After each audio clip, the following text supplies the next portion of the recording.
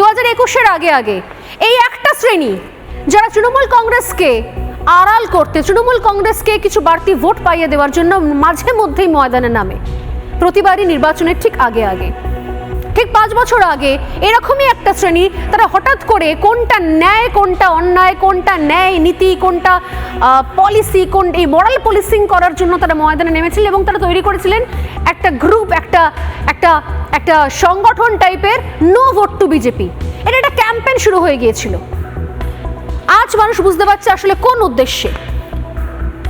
যে ক্যাম্পেইন থেকে বলা হতো আপনি যাকে খুশি ভোট দিন, শুধুমাত্র বিজেপিকে নয়, এবং সেই ক্যাম্পেইনের উদ্দেশ্য কি আজ স্পষ্ট হচ্ছে। আসলে সিপিএম কোথাও বিএটিএম হিসেবে তৃণমূলকে প্রোটেকশন দেওয়ার জন্য বারবার সামনে এসছে, আর এক্ষেত্রে সেটা প্রমাণিত হয়ে গেল। ব্রিগেডে গীতা পাঠ নিয়ে সব থেকে বেশি আপত্তির জায়গা কার ছিল? মমতা বন্দ্যোপাধ্যায়।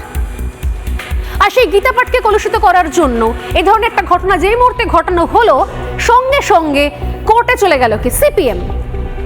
আর সিপিএম এর কোর্টে যাওয়ার জন্য সঙ্গে সঙ্গে অ্যাকশন নিল কে? মমতা বন্দ্যোপাধ্যায়ের পুলিশ। কি অদ্ভুত সমাপতন। কিন্তু সেই সমস্ত চক্রান্তের ক্ষেত্রে, যেগুলো যদি চক্রান্ত হয়ে থাকে বা যদি নিছক কথা মানে ঘটনা চক্রটা হয়ে থাকে, আমি জানি না কোনটা, তবে এটা ঠিক যে আজকে সব থেকে বড় শান্তি বা প্রশান্তি বা স্বস্তির দিন হচ্ছে এত কিছুর পরেও, গোটা সোশ্যাল মিডিয়া জুড়ে এত নেগেটিভ ক্যাম্পেনের পরেও শেষ পর্যন্ত আটকানো গেল না।